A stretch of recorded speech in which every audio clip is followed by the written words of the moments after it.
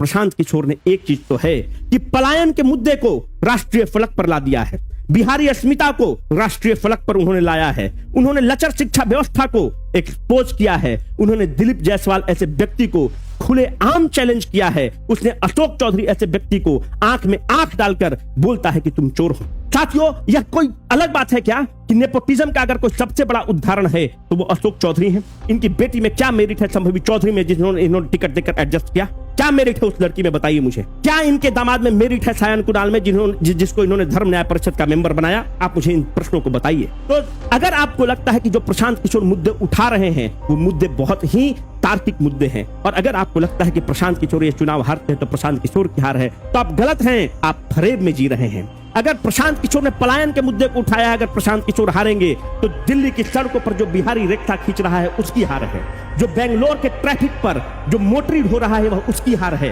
जिस बिहारी को बंबई में बिहारी कहकर थप्पड़ मारा जाता है वह उसकी हार है, प्रशांत किशोर की हार नहीं है। अरे प्रशांत किशोर तो 1000 करोड़ रुपया यूं कमा सकता है और यूं निकल सकता है। प्रशांत किशोर जो कैंडिडेट दिया है, जो प्रोफेसर केसी सिन्हा ऐसे जो कैंडिडेट इन्होंने दिया है कुम्हरार से, अगर प्रोफेसर केसी सिन्हा चुनाव हारते हैं तो जो हजारों सैकड़ों विद्यार्थियों ने तो इनकी किताब से पढ़ा है, जो इनसे पढ़ा है, कुलपति रहते हुए इनके नेतृत्व में जो डिग्रियां प्राप्त किया है विद्यार्थी, वो सब उनकी हार,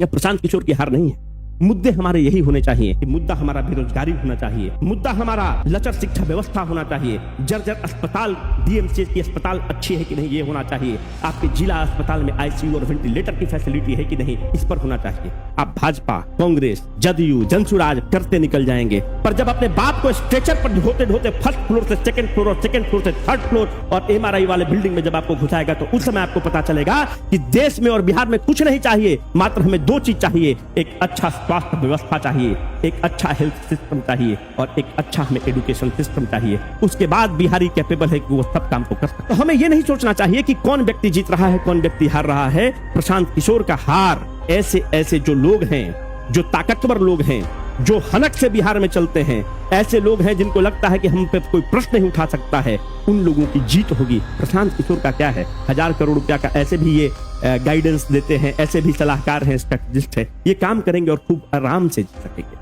प्रशांत किशोर का हार से इस चीज को याद रखना कि अगले आने वाले 20 साल में